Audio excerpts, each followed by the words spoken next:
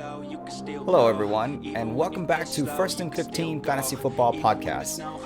If you haven't already, please give us a like, comment, share, and subscribe to our channel so that we can continue to give you the best fantasy football content and the most effective strategies to win you your season. Please follow as we continue to give you the most hot topics, discussions, and analysis in and around the league, fantasy football updates, injury analysis, and effective strategies so that you can win during your championship season. Hello everyone, this is Carlos, and welcome back to another episode of First and 15 Fantasy Football Podcast. We're going to be getting and diving into the AFC North. The Baltimore Ravens ended up the season at 8-9, just one win shy of 500. They're led by head coach John Harbaugh and offensive coordinator Greg Roman. He's been the offensive coordinator since 2017 and led the offense to 27th rushing overall last year and also 6th in passing overall last year. You saw it was evident in Lamar Jackson's productivity as well and Marquise Brown's productivity for that passing attack. This year, we're going to have some drastic changes happening to the Ravens, specifically their wide receiver core and their running backs. We're going to see some key acquisitions happening over the offseason and seeing if some of these wide receivers are able to step up in lieu of some of the other wide receivers leaving. Before we get into that, let's get into your quarterback of the Baltimore Ravens, Lamar Jackson. Lamar Jackson was able to finish off the season, unfortunately, with an injury. He did suffer a bone bruise in Week 14, in which they kept him out the rest of the season. He missed one game during the season due to an illness, but that bone bruise in itself is what kept him out most of the season last year. With the time in which he did play, he did produce a significant amount of production. He added 246 completions at 2,882 yards. Also adding 133 rush attempts at 767 yards. That is almost having like a running back one on your team along with a quarterback. And in your Superflex league, that is very highly potent. He's your overall ranked quarterback at number 4 in redraft leagues, and very much well taken a case for being a top tier 1 quarterback or top tier 2 quarterback this coming season. He is going to be, having some changes to his weaponry and his assaults during the season, but we're going to see if some of these other individuals step up to the plate. Some other key notable individuals coming back for the Ravens themselves are going to be J.K. Dobbins and Gus Edwards. Unfortunately, these individuals suffered ACL tears last year almost within 1 week apart. Unfortunately and very unluckily, the Baltimore Ravens suffered 3 ACL tears to their prominent players within a matter of about 2 to 3 weeks. Very unlikely, very unlucky, and specifically at the timeline in which it occurred. The 2 individuals that suffered those ACL tears was J.K. Dobbins and Gus Edwards. J.K. Dobbins suffered an ACL tear along with some reported LCL damage. LCL is the outside ligament on the outside of the knee. The MCL is the inside part of the knee that helps stabilize the knee itself. And those complexes are a little bit more advantageous to healing than the LCL. But when they went in, they looked at the procedure, they saw that the LCL didn't really repair. They repaired the ACL itself. And so you're looking for an expected return to play timeline for J.K. Dobbins between September and October of this year. That puts him in around between 12 to 13 months removed from an ACL tear. And in the game of football, specifically at the NFL stage, producing high dynamic forces is in the nature. And that knee and that ligament needs to be solidified and have integrity to sustain some of these high forces. Returning this individual before 10 months, specifically in football, you're going to risk re-tearing that ACL. And so in months 10 and 10 to 12, you're looking that they're going to be returning to some of these strength and conditioning principle components to see if they can actually start to return to play form for the NFL. Same thing goes for Gus Edwards. He suffered an ACL tear in a very similar timeline as J.K. Dobbins. His expected return to play is very parallel with J.K. In and around September and October of this year as well. I anticipate that both start off on the PUP list. They bring him back slowly and progressively. Remember, they don't want to rush these things, and they want to make sure that they don't have any setbacks or re-tear that ACL, and they continue to make more improvements throughout the season. I don't anticipate making a huge significant impact, especially coming back from an ACL tear this season, but I do expect them to return and make some sort of fantasy production.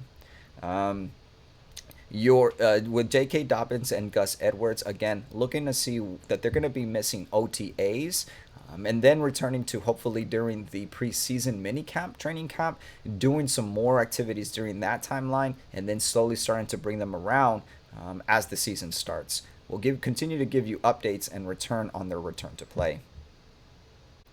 Some other key notable Ravens that are also being lost to free agency or be traded away is Devonta Freeman and Latavius Murray. Devonta Freeman, he's your 100 running back overall, but he is your free agent right now. He did play in 16 games total last year for the Ravens in lieu of some of these injuries. So it was a really good sign that he was able to finish off the season, since he did suffer some other injuries in previous seasons as well. He added 133 attempts at 576 yards.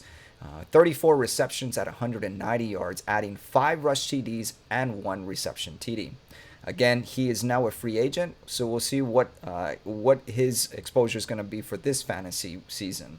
Latavius Murray, same thing, another free agent. He is 125 ranked overall running back in redraft leagues, but he was only able to play in 13 games last year for the Ravens.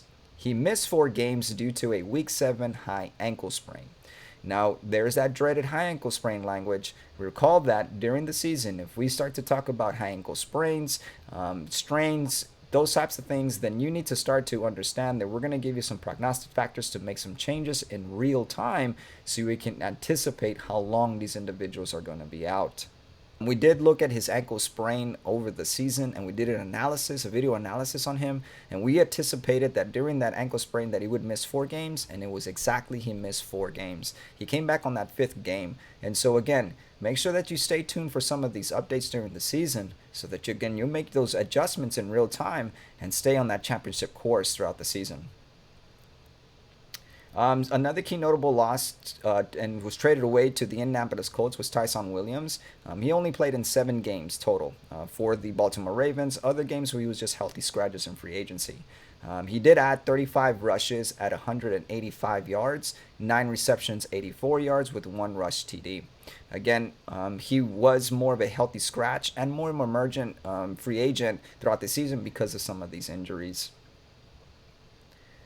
Another key notable, let's get into the wide receivers, more specifically Rashod Bateman. Rashod Bateman actually started off the season, unfortunately, with a groin injury, and he did have preseason surgery.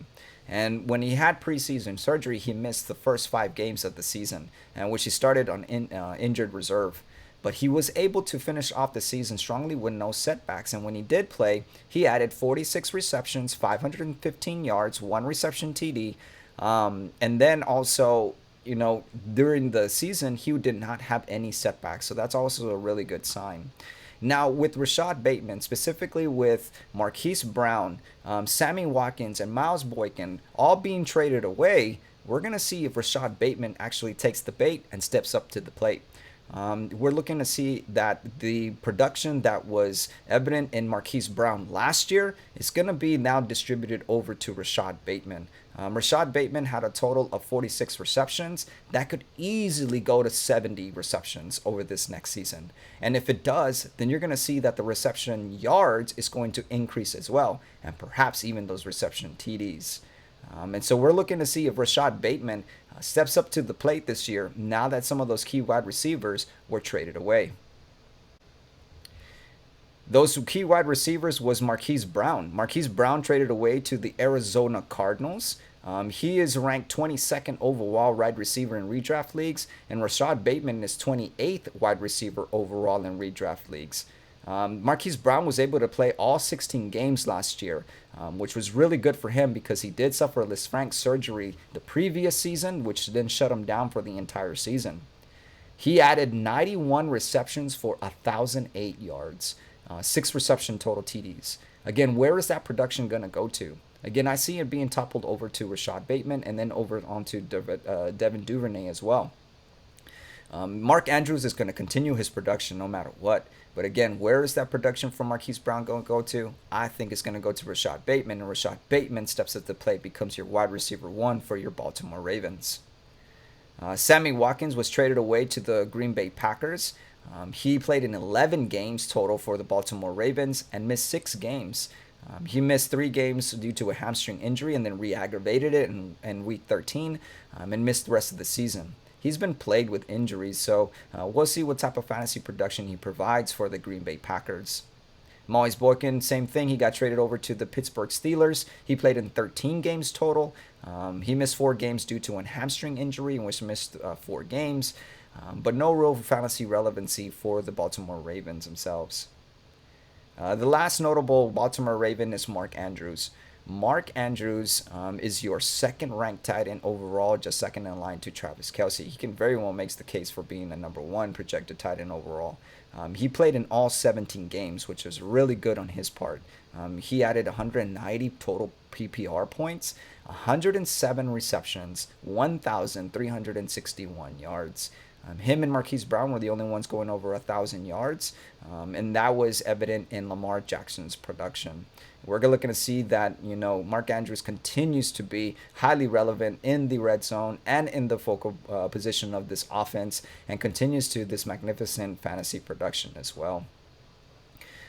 Some of these key notables we were talking about earlier is acquisition is going to be your running back Mike Davis. He comes over from Atlanta Falcons.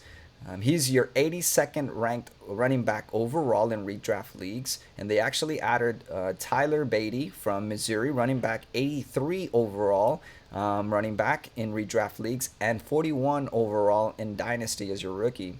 And we also talked about the returning individuals of J.K. Dobbins and Gus Edwards.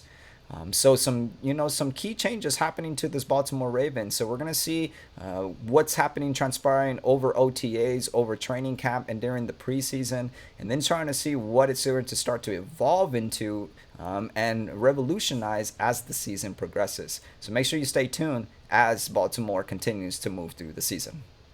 So again, this is your First and 15 Fantasy Football Podcast. Follow us on Twitter. We'll see you next time. Even when there's no hope, you can still go. I never answer to no, man, I still go.